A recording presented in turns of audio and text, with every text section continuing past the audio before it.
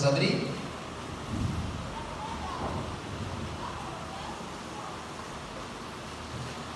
Evangelho de João, capítulo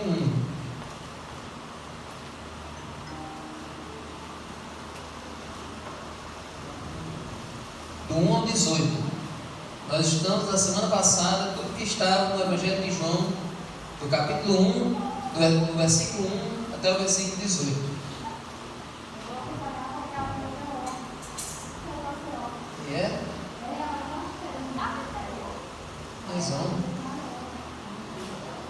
Você escuta. A senhora vai escutando. É o que vocês querem? Meu filho, leva a cadeira, que falta muito. Leve lá, lá. Vou pegar aqui para Vamos lá. Davi, dá uma. Era bateria, acho que alguém pegou. Então vamos lá. João 1, do 1 ao 5. Nessa Bíblia laranja, esse verso do 1 ao 5, ele é bem dividido aqui. Tem um bloco, tem um parágrafo aí onde só tem os versos do 1 ao 5. Diz assim: no princípio era o Verbo, e o Verbo estava com Deus, e o Verbo era Deus. Ele estava no princípio com Deus. Todas as coisas foram feitas por Ele, e sem Ele nada do que foi feito se fez. A vida estava nele, e a vida era a luz dos homens. A luz resplandece nas trevas, e as trevas não prevaleceram contra ela. Então, é assim que começa o Evangelho de João. Esse Evangelho começa diferente dos outros. Mateus, Marcos e Lucas, eles decidiram contar um Evangelho assim bem parecido. Por isso que você vê, tem histórias que são contadas nos 3 Evangelhos do mesmo jeito. Só que em João, o Evangelho de João foi o último livro, o último Evangelho a ser escrito. E também foi o último livro da Bíblia a ser escrito. Vocês sabiam disso? Muita gente pensa que o último livro foi Apocalipse. Mas Apocalipse foi o penúltimo livro a ser escrito. O último mesmo foi o Evangelho de João. Foi mais de 80 anos depois da morte de Jesus. Aí o que é que acontece? João, como era o último apóstolo vivo, tinha mais de 100 anos de idade, ele já tinha saído da ilha de Patmos, já estava bem acabadinho, já estava quase morrendo. Ele decidiu contar o Evangelho de João para um público que, a essa altura, já eram os filhos dos primeiros convertidos. Ou seja, teve aquele pessoal que se batizou ali no começo do livro de Atos, depois da morte de Jesus. Esse pessoal já tinha crescido, já tinha morrido, e agora estavam os filhos deles conduzindo a igreja. Então João escreveu um evangelho contando tudo que ele viu, tudo que ele presenciou naqueles 3 anos com Jesus, contando para essa nova geração de cristãos, para essa nova geração de crentes. Aí o que acontece? Nesse período que João escreveu esse evangelho, o ateísmo, as ilusões, as teorias falsas estavam enganando as pessoas, estavam confundindo a maioria das pessoas da época. Então João precisava conscientizar as pessoas que estavam lendo de que Jesus era o Filho de Deus. As pessoas já não acreditavam mais nisso. Então João precisava convencer o leitor de que João era o Filho de Deus, que Jesus era o Filho de Deus. Então por isso que ele começa o Evangelho dizendo isso. No princípio era a palavra. A palavra estava com Deus, e a palavra, ou o verbo, era Deus. Esse primeiro verso aí, no princípio era o verbo estava com Deus. Lembra qual outro verso da Bíblia que começa do mesmo jeito? Tem um verso na Bíblia que começa assim: no princípio, tal. Qual é esse outro verso? Gênesis 1, verso 1. O que é que diz em Gênesis 1, verso 1? Primeiro versículo da Bíblia. No princípio Deus criou os céus e a terra. Exatamente. Então, do jeito que a Bíblia começa, é o mesmo jeito que o Evangelho de João começa. Querem dizer para o leitor: olha, assim como a palavra, assim como a Bíblia começa, do mesmo jeito a história de Jesus também começa. Jesus estava com Deus Pai criando o mundo lá no começo. Então, João já coloca Jesus no mesmo nível, da mesma importância do Deus Pai, para que as pessoas pudessem acreditar em Jesus como Deus. Então Jesus e o Pai, eles estavam intimamente próximos. Então vamos continuar lendo aqui. No capítulo 1, olha o que é que diz. No princípio era o verbo estava com Deus e o verbo era Deus. Ou seja, Jesus estava com Deus Pai e Jesus também é Deus. Isso é muito importante, porque você pode escutar em algumas igrejas, em algumas outras religiões, dizendo que Jesus era só um homem. Ele era só um homem inspirado, que ele era só um profeta que falava bonito, ou que ele foi criado por Deus, né, que Deus gerou Jesus. Você pode escutar isso em algum lugar, alguém bater na sua porta e chegar dizendo isso. Mas isso é verdade ou mentira? Por quê? Exatamente, Jesus não foi criado. Jesus ele não foi gerado por Deus, ele não foi uma criatura que Deus fez. Ele é igual com Deus. É Deus Pai e Deus Filho. Mas por que ele é chamado Deus Filho se não foi o Pai quem gerou ele? Vocês sabem por quê? Quem arrisca dizer? Por que a gente chama o Deus Pai e o Deus Filho, sendo que o Filho não foi gerado por Deus, não foi criado por Deus? Por que a gente chama assim? Eles são só. Mas, pode dizer.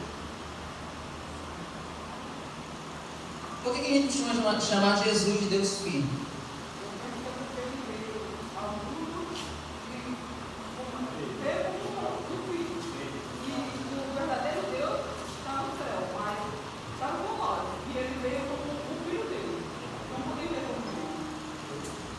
Olha aí, nele já deu pontapé já.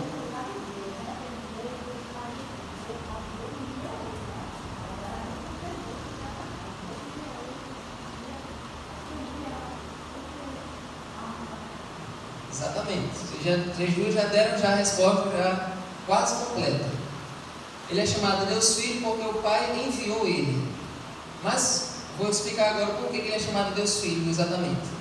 Era porque os judeus diziam que um filho, ele leva todas as características do pai. Tudo que o pai era, tudo que o pai representava, o filho carregava com ele, o filho levava. Então, como Jesus ele veio para revelar Deus para a humanidade, então por isso que ele é chamado de Deus Filho. Ele carregou todas as características de Deus Pai e revelou para todos nós. Todos nós sabemos como é Deus porque a gente conhece Jesus, porque a gente viu ali o ministério de Jesus.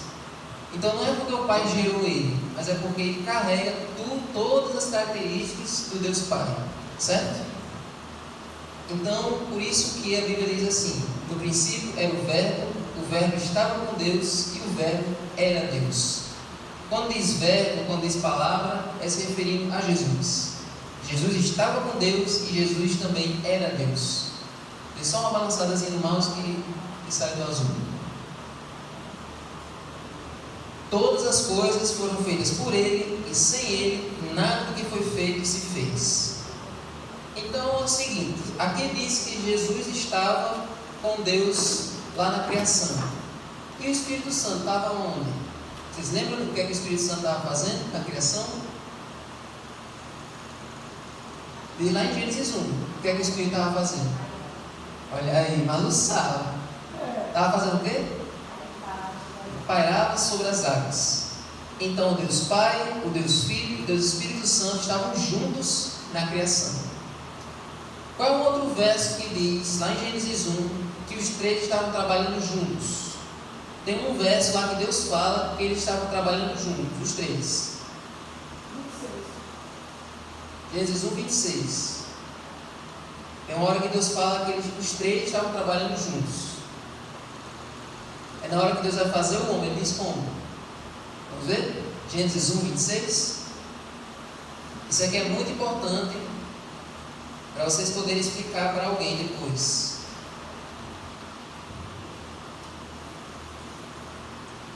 Gênesis 1, 26. Deus fala em grupo. Ele fala na primeira pessoa do plural.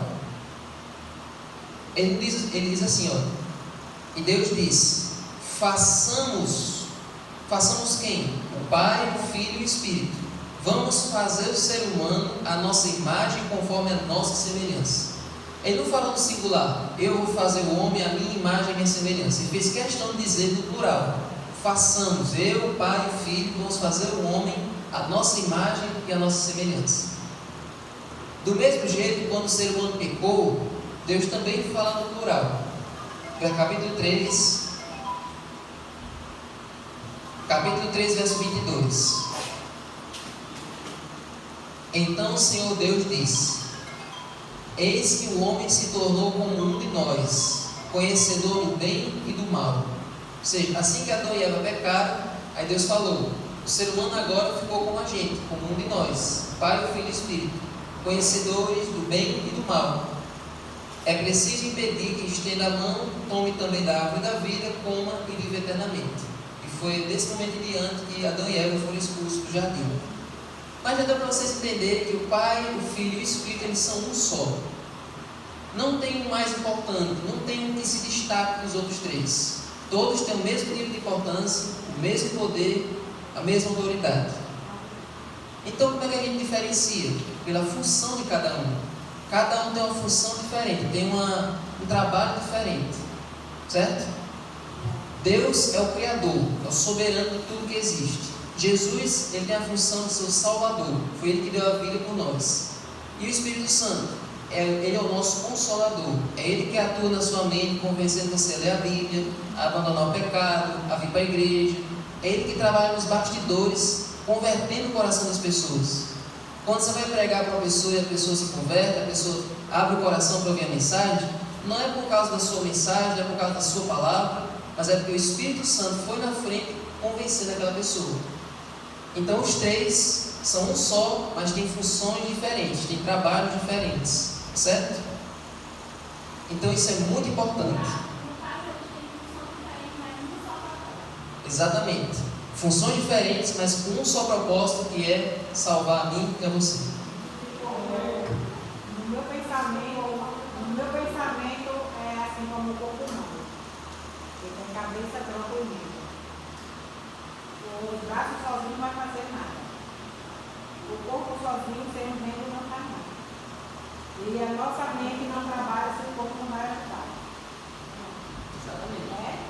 Assim como ele disse que Deus diz, façamos a nossa imagem e semelhança. Na minha mente é assim, que é um corpo humano, não pode.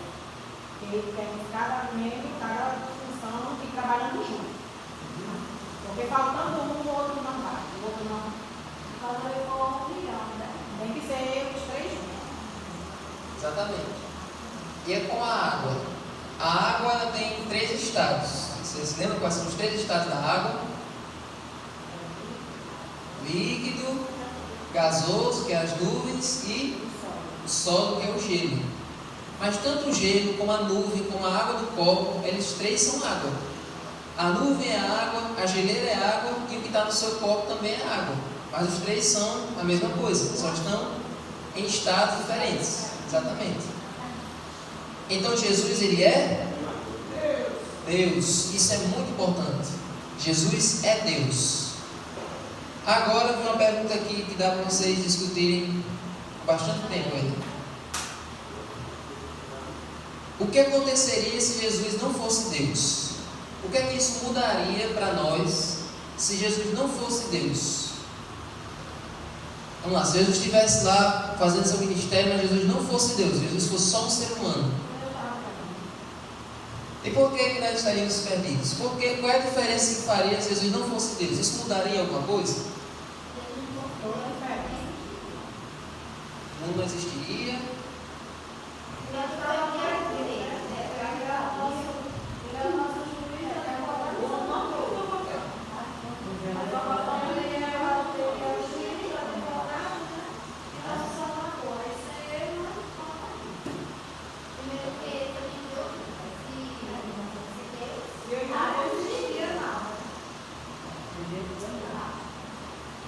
Se ele fosse só um ser humano, o que aconteceria depois da cruz?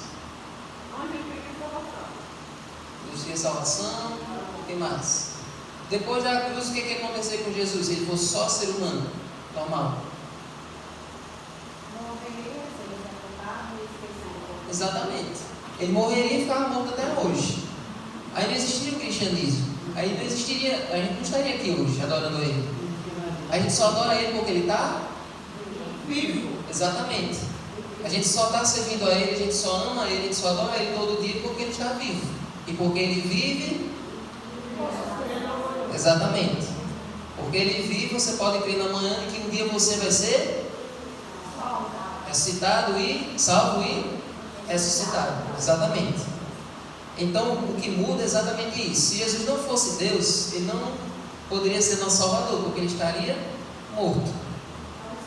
Agora eu acho profunda a resposta de Manus.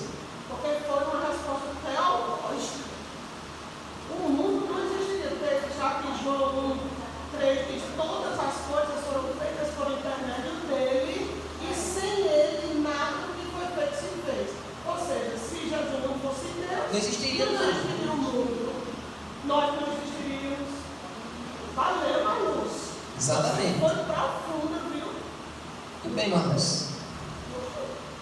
Então é por isso que é importante Jesus ser Deus. Em várias religiões por aí, se você for, eles vão dizer que Jesus era só uma pessoa inspirada, que nem Madre Teresa de Calcutá, como Gandhi, Martin Luther King, essas personalidades que mudaram o mundo. Eles foram só seres humanos que se destacaram. Mas Jesus não foi só um ser humano. Ele era 100% Deus e 100% humano. Exatamente. E é sobre isso que nós vamos ler agora. João 1, verso 14. João 1, verso 14. Diz o seguinte. João 14 diz assim: que o Verbo se fez carne e habitou entre nós, cheio de graça e de verdade, e vimos a sua glória, glória como do unigênito do Pai. Então Deus, Jesus, ele se tornou um ser humano. O Verbo se fez carne e habitou entre nós. Então isso é uma coisa muito profunda para a gente imaginar. Talvez aqui nessa vida a gente nunca vai entender isso completamente, porque Deus, ele é Espírito. Porque Deus, ele é Espírito, ou seja, ele não consegue ver Deus. Lá no Jardim do Éden, o ser humano conseguia ver Deus e ouvir Deus. Mas depois que o ser humano foi expulso, o ser humano deixou de ver o rosto de Deus e continuou só ouvindo a voz. O povo ainda ouvia a voz de Deus.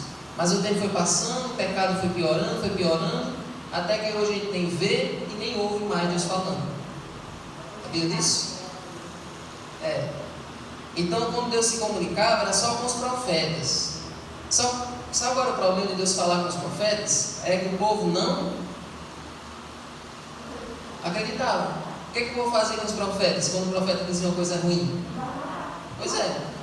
Quando Deus falava com o profeta: se vocês não se converterem, vai vir os babilônios e vão destruir a cidade. O que o povo fazia com o profeta? Matava. Ninguém acreditava no profeta. Então era Deus querendo falar com a gente, querendo falar com o ser humano, e o ser humano só botando Deus de escanteio e matando os profetas. Pois é. Mas aí Deus sempre foi querendo chegar perto da humanidade, sempre querendo morar perto do ser humano. Até hoje, desse jeito. Moisés falava para o cara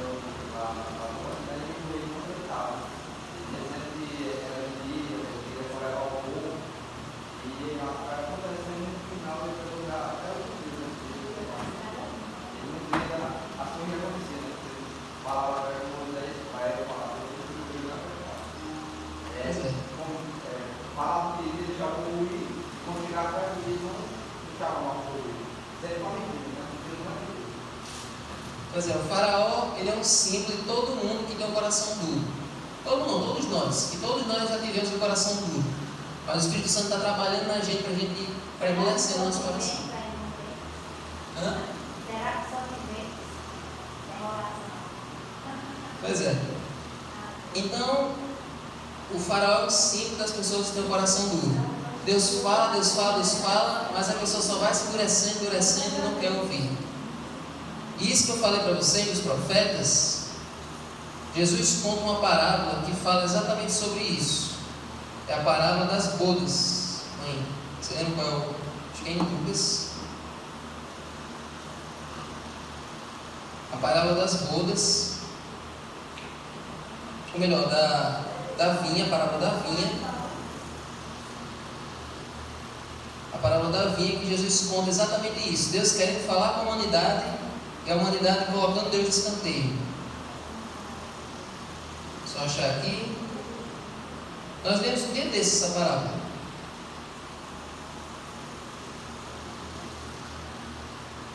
Está lá em Mateus. Mateus 21. 21, do 33 em diante.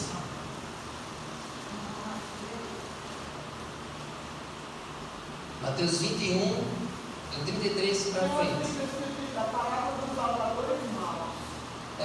Cada vinha é outro que é parecido.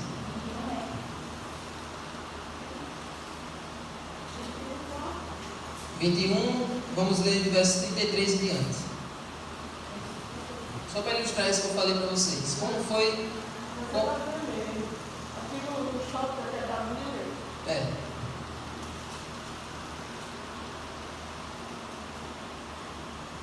Havia uma plantação de uvas, né? Que era a cultura mais chique daquela época. Uma pessoa rica, ela tinha uma vinha. Pois é. Ou ela tinha uma plantação de oliveira, né?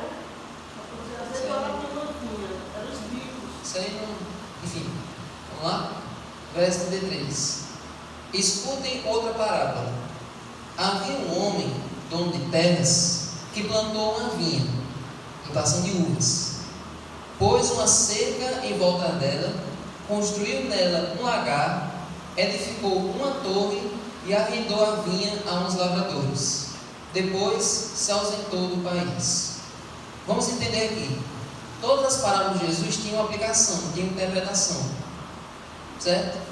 Aqui Jesus está falando para o povo de Israel. Então, o que representa cada parte dessa parábola até agora? Vamos destrinchar. Esse homem, dono de terras, que plantou uma vinha, é o próprio Deus. Ele que criou o povo de Israel, que tirou o povo de Israel do Egito, né? Foi Deus quem construiu essa vinha. A vinha é o povo de Israel. Pôs uma cerca em volta dela. O que representa essa cerca? A lei de Deus, que protegia o povo de Israel do pecado. Certo? Edificou uma torre. Essa torre representava um templo, o lugar da casa de Deus.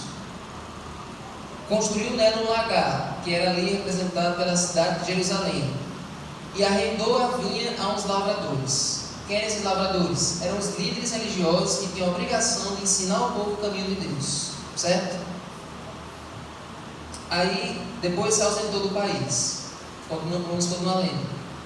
Quando chegou o tempo da colheita, o dono da vinha mandou os seus servos aos lavradores para receber os frutos que cabiam a ele. Então, ou seja, o dono da vinha viajou e mandou os servos para ver o que estava acontecendo, como é que vocês estavam fazendo tudo direitinho. O que é que representa isso? Deus mandando os profetas para alertar o povo, para fazer o povo se arrepender e tal. O que foi que eles fizeram com os servos? Verso 35. Mas os lavradores, agarrando os servos, espancaram um, mataram o outro e apedrejaram ainda outro.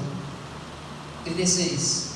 O dono enviou ainda outros servos em maior número, e os lavradores fizeram a mesma coisa com eles. Ou seja, os anos foram passando, Deus mandando os profetas eram mortos, eram apedrejados. Isaías, o profeta Isaías, esse que tem esse livro bem grande aqui.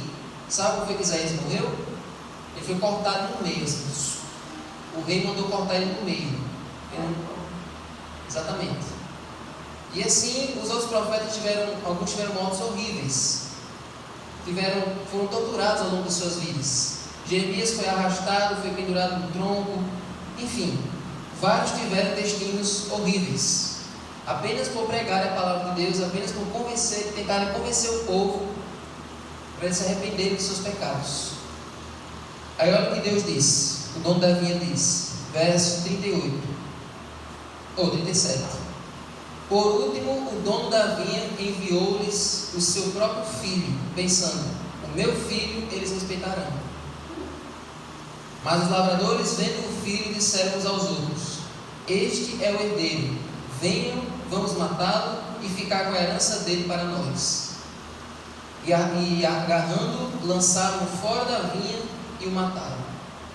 Olha aí, Do mesmo jeito que eles tiraram Jesus da cidade, levaram para o Monte Calvário e ali o mataram, foi assim que os lavradores fizeram. Então vocês estão vendo que Deus era sempre querendo chegar perto da humanidade e a humanidade sempre rejeitando Deus. Isso aqui chegou nesse ponto, mas isso vem desde lá do Éden. Quando Deus foi tentando chegar perto de Adão e Eva, o que foi que Adão e Eva estavam fazendo? Depois do pecado, o que foi que Adão e Eva fizeram?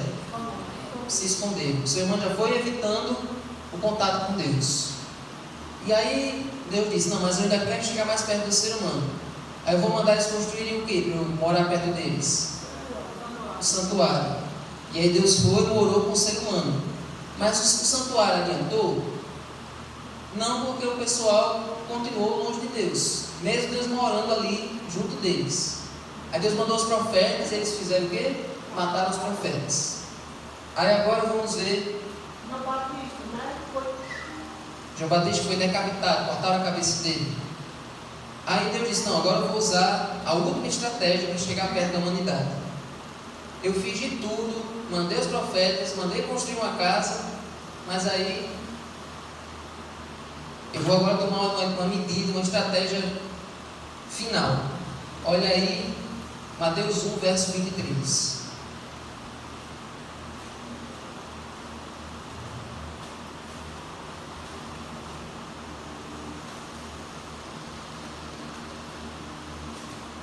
Mateus 1, verso 23. A estratégia final de Deus para se aproximar da humanidade.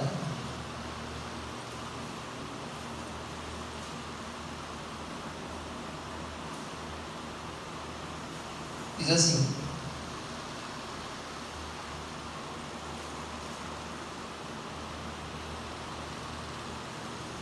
eis que a virgem conceberá e dará à luz um filho, e ele será chamado pelo nome de Emanuel. Emanuel significa Deus conosco. Então a estratégia de Deus foi: eu vou me tornar um ser humano. Eu agora vou ficar que nem eles, vou me tornar como um deles. Eu vou falar a linguagem deles, vou andar pelos mesmos caminhos deles, eu vou me rebaixar ao nível deles, ao nível mais baixo. Eu vou me fazer um ser humano pobre, um ser humano discriminado, que anda descalço, que anda no sol. Eu vou ficar no nível deles, para eles verem que eu estou igual com eles, para eles se sentirem próximos a mim. Porque eu aqui na minha glória e eles do jeito que estão, fica um abismo de diferença. Mas eu ficando no nível deles, vou ficar próximo, vou ser amigo deles. Mas aí todos nós sabemos que o ser humano rejeitou Deus, mesmo estando na sua forma humana, mesmo estando ali como ser humano. Sabiam que o maior preço de Jesus, isso a gente já falou várias vezes aqui, o maior preço que Jesus pagou não foi nem a cruz, porque a cruz, todo aquele sofrimento, no domingo de manhã, Jesus ressuscitou em glória, já livre de todas aquelas dores que ele sentiu naquela sexta-feira. Mas o maior preço de Jesus foi o fato de ele ter assumido a natureza humana, assumido o corpo humano para sempre. Isso é uma coisa que a gente ouve falar aqui, mas às vezes a gente não percebe o quanto isso é uma coisa pesada. Porque imagine, você passou a eternidade toda sem espírito. Deus ele não cabe nem no espaço nem no tempo. Deus não cabe em lugar nenhum. E imagina agora, a partir desse momento, você ficar preso dentro de um corpo humano para sempre. Imagina quão humilhante isso deve ser. Então imagine que Jesus lá no céu, Jesus não é mais espírito. Jesus agora está no corpo humano e vai ficar assim por toda a eternidade. E nem bonito, a Bíblia diz que nem bonito ele era. Que era um judeu comum. Jesus assumiu a fisionomia de um homem lá da Palestina e vai ficar assim para sempre. Isso é uma coisa humilhante para Deus, isso é uma coisa terrível, isso é o maior preço que Jesus pagou. Ele vai ficar eternamente dentro do corpo humano e com as marcas da cruz para sempre. Um testemunho. O amor de Deus é cada um, você não merece nada, né? O amor de Deus não é Exatamente. não merece nada. Mesmo assim, Exatamente. Olha o nível do amor de Deus, como o Edson falou. Ter passado por toda aquela dor, por todo aquele sofrimento e continuar para sempre dentro do corpo humano. Esse é o maior preço que Jesus pagou. E é por isso que a gente deve se arrepiar, é por isso que a gente deve se comover diante dessa graça, desse amor maravilhoso. E aí, conforme a gente vai vendo aqui em João capítulo 1, mesmo dentro de todo esse amor, existem aqueles que creem e existem aqueles que não creem. Vamos ler o verso 11.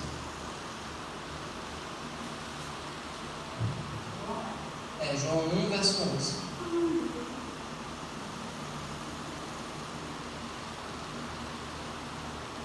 Esse verso 11 é provavelmente o verso mais triste da Bíblia. Veio para o que era seu e os seus não o receberam. Já pensou você encontrar sua família e sua família rejeita você? Você vê sua família e nenhum familiar seu quer ver você? Expulsa você, despreza você, tira você da sua família. Pois é exatamente isso como Jesus se sentiu. Ele veio para os seus e os seus rejeitaram ele. Mas a todos quantos o receberam, verso 12, deu-lhes o poder de serem feitos filhos de Deus, a saber, aos que creem no seu nome, os quais não nasceram do sangue e nem da vontade da carne, nem da vontade do homem, mas de Deus. Isso aqui é um detalhe que me chamou a atenção quando eu estava estudando a lição, e eu quero trazer para vocês discutirem agora. Tem uma frase que diz assim: Deus é o Pai de todos, mas nem todos são filhos de Deus. O que é que vocês acham dessa frase? Ela está correta ou está errada?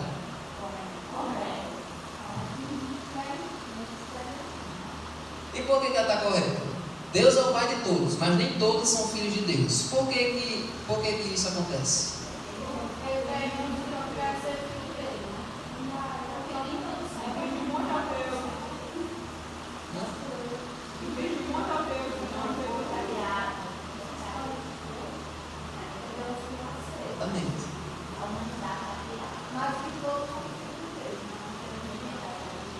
Deus é o Pai de todos, mas nem todos são filhos de Deus.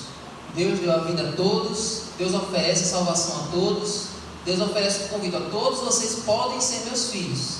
Mas o que é que a Maria responde? Eu não quero ser seu filho.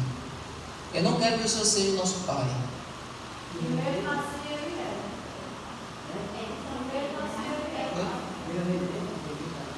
Deus não rejeita.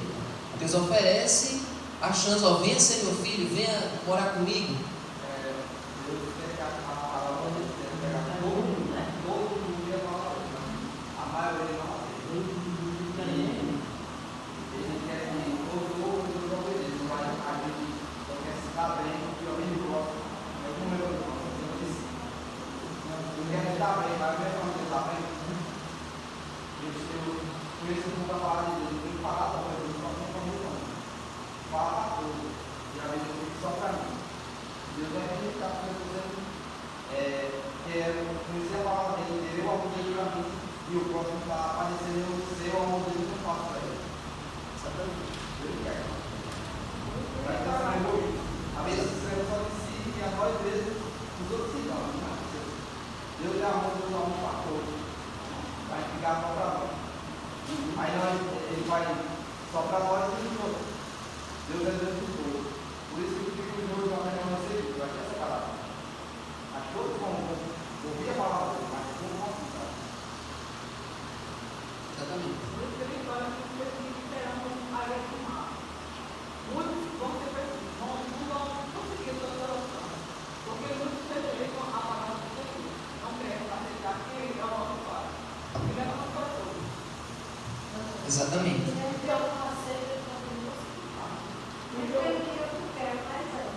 João 8,44, Jesus repreende ali os hipócritas dos fariseus que conheciam a Bíblia todo dia, pregavam a Bíblia, né?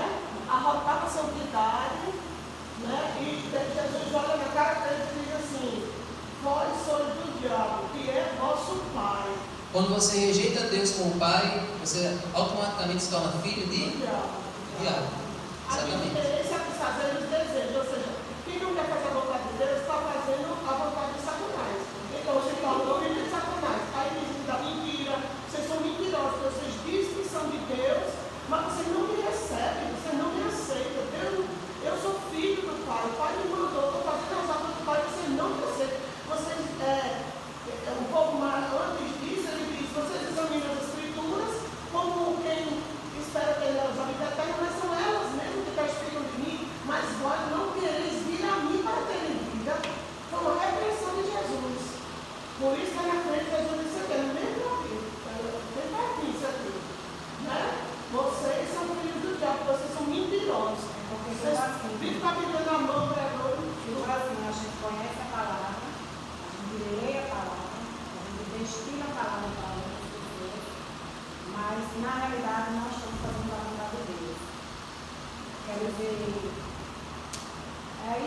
vocês, né? Que não, por exemplo, se fosse eu não sou filho dele.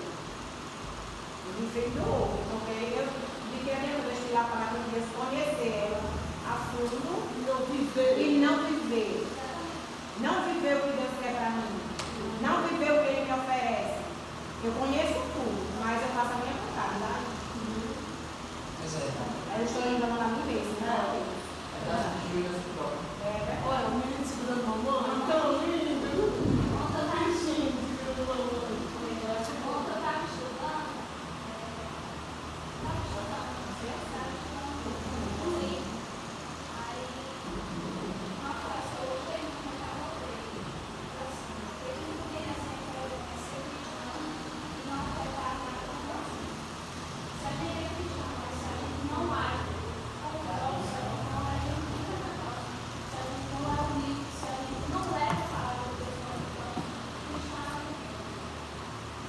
Pois é. Exatamente. E existe. Já é 10 horas já? Achava da moto. Achava da moto.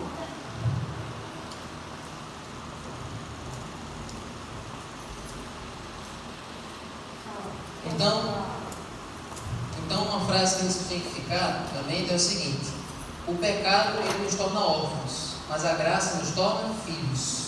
Amém? O pecado nos separa de Deus, nos faz ser órfãos de Deus, mas a graça nos torna filhos dele novamente. Essa é a história do filho pródigo. Quando ele estava no mundo, é como se tivesse perdido o pai, tivesse perdido tudo que era do pai. Mas ao voltar para casa, Deus recebe ele, o pai recebe ele com uma festa, que faz ele se tornar um filho querido novamente. É isso que Jesus faz. E é por isso que em João 1, verso 12 diz assim: todos quantos o receberam, todos que receberam Deus como seu pai, deu-lhes o poder de serem feitos filhos de Deus. Deus nos faz ser filhos de novo. Amém? Isso é muito importante. Então, nós possamos ter isso no nosso coração. E aqui na quarta-feira e na quinta, na quarta vai falar sobre fé e incredulidade. Ou seja, no livro de João tem muitas pessoas que tiveram fé, que acreditaram que Jesus era o Filho de Deus, e outras que duvidaram. Em qual grupo nós estamos? Dos que acreditam ou dos que rejeitam? Porque o que é a fé? Como eu disse lá nos 1, vou dizer de novo. A fé é como se você fosse uma criança que está no topo de um prédio, em chamas, o prédio está pegando fogo, teve um incêndio, e seu pai está lá embaixo, esperando você pular. E aí o fogo está com aquela fumaça escura, você não consegue ver seu pai gritando. Seu pai grita: olha, pode pular que eu seguro você, eu estou vendo você. Só que você lá em cima, você não consegue ver seu pai gritando por causa da fumaça escura. Mas o que é que você faz? Você ouve a voz do seu pai gritando e você pula no escuro, confiando que seu pai vai pegar. Isso é fé. É você acreditar mesmo sem ver. É você confiar mesmo sem estar vendo nada, sem estar enxergando nada. Isso é fé. É confiar. Então, aqui na lição da quarta termina assim: de que forma você vive a sua fé em Jesus, em vez de apenas concordar que Ele é o Messias? Porque é muito bonito você ter uma camisa: eu amo Jesus, Jesus é lindo. Tem uma irmã aqui de uma igreja que todo sermão fala: Jesus é lindo, Jesus é maravilhoso. Tudo que você fala, ela diz isso. É muito bonito você falar desse jeito: Jesus é tudo para mim, Jesus é maravilhoso. Mas qual é a diferença de você dizer isso e você realmente acreditar nele? O que significa você confiar inteiramente nele?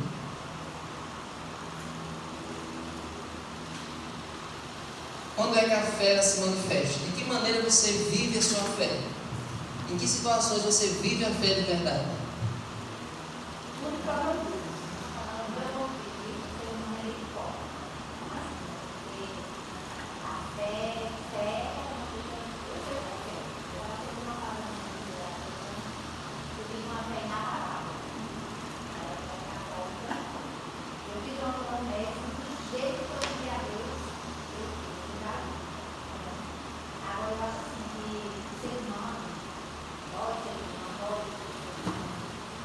A gente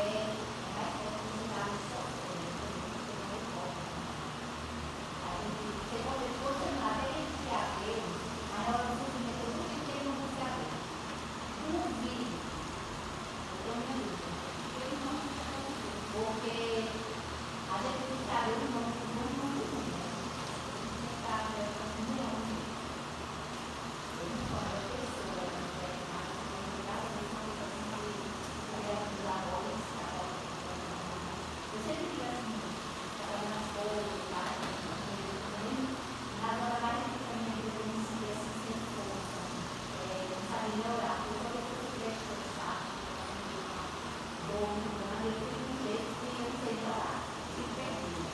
Mas mesmo eu perdida, me ajudou a perceber que eu sou perdida.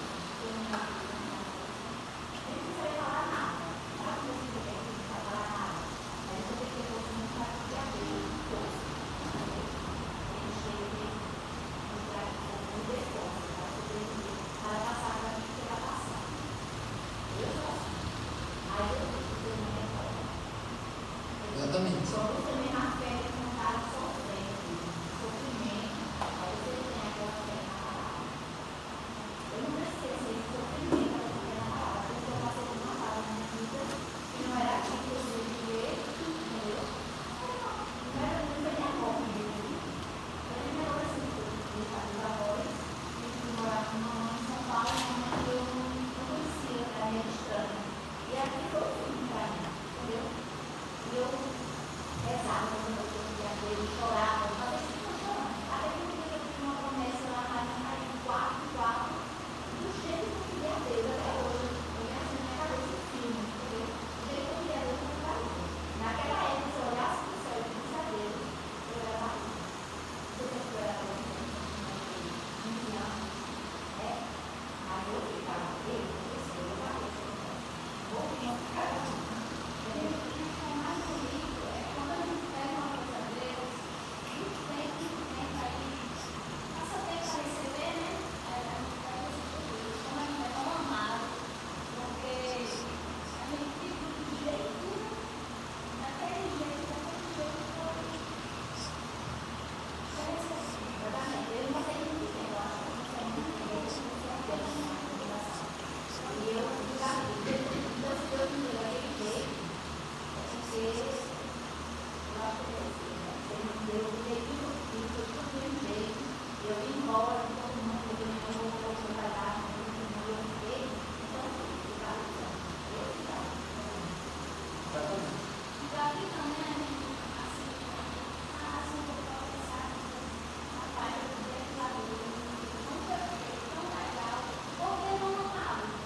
Por que não adorava? Por que não praticar as escrituras? Diz assim, ó, a fé é a certeza daquilo que você não vive, mas que você tem certeza. Então, pronto, se você tem fé, a minha fé, eu pedi uma coisa a Deus, falar com Ele se eu estava vendo Ele. Mas acreditar que Ele já me ouviu, Ele já comigo. Exatamente. Exatamente. Porque eu não estou vendo ele, eu não estou sentindo nada. Tem gente que pensa que ter fé é você sentir alguma coisa, sentir um comichão, um arrepio, sentir alguma coisa, assim, um ambiente mudando. Às vezes não acontece nada, você não sente nada, você não está vendo nada, mas mesmo assim você acredita. E às vezes você pega as coisas, faz a promessa que Neymar se fez, e às vezes Deus não atende. Isso é uma verdade que a gente tem que acreditar, uma verdade que a gente tem que pregar, porque tem muitas igrejas que dizem assim, ó, a bênção já está guardada. Se você pedir, você tem que exigir de Deus, reivindicar de Deus, que Deus vai atender. Você cobre de Deus, como se Deus tivesse a obrigação de abençoar você. Deus não tem a obrigação de fazer nada por nós, você sabia disso? Deus não tem a obrigação de dar a vida, Deus não tem a obrigação de curar você, Deus não tem a obrigação de fazer nada bom por nós. Ele criou o mundo, ele poderia muito bem abandonar. Então tudo que ele faz é um presente que ele dá para nós. Você não merece, ninguém merece. Por isso que a gente tem que ser agradecido. Eu não tenho recebido uma oração ontem à noite. Convidando para ir para a igreja hoje, a pessoa convidando, dizendo assim, vá para a igreja amanhã, lá na minha igreja, e eu tenho uma bênção para você lá. Aí eu me desculpe, agradeço o convite, mas a bênção eu tenho todos os dias. Tenho vários, todos os dias. Eu não preciso sair para a igreja, ninguém vai receber uma bênção que eu onde estou recebo todos os dias, sabe? Exatamente. Aí, quer dizer, para as pessoas que não conhecem a Cristo, como nós não conhecemos, não, a gente não conhece, não teve oportunidade, eles não conhecem muito bem jeito. Mas um convite desse, lá na minha igreja, que hoje você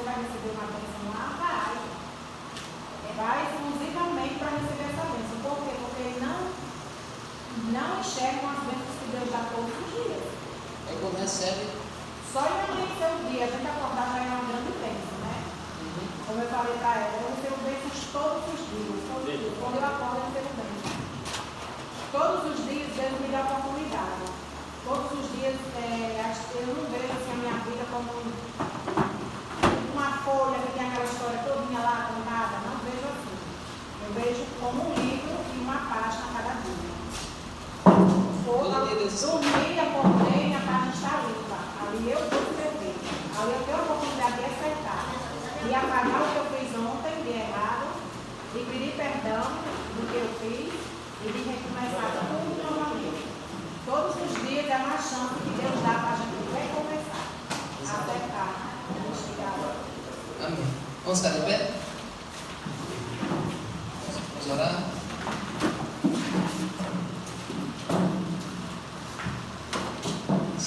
Deus, obrigado, Senhor, por essa lição, pelas inúmeras coisas que nós aprendemos só nesse capítulo 1 de João. Nos ajuda, Senhor, a ter fé, mesmo sem enxergar, sem ver nada.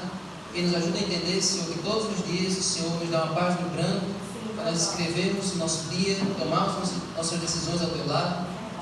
E nos ajuda, Senhor, todos os dias nos colocarmos aos teus pés, ajoelhados, pedindo que o Senhor dirija nossa vida. Que nós possamos crer que o Senhor é o Filho de Deus, que o Senhor é Deus. Tudo vem das tuas mãos. Nós viemos de ti. E um dia nós todos vamos voltar para ti, para morarmos contigo por toda a eternidade. Fica conosco, abençoa essa igreja, abençoa cada um de nós. Em nome de Jesus. Amém. Amém.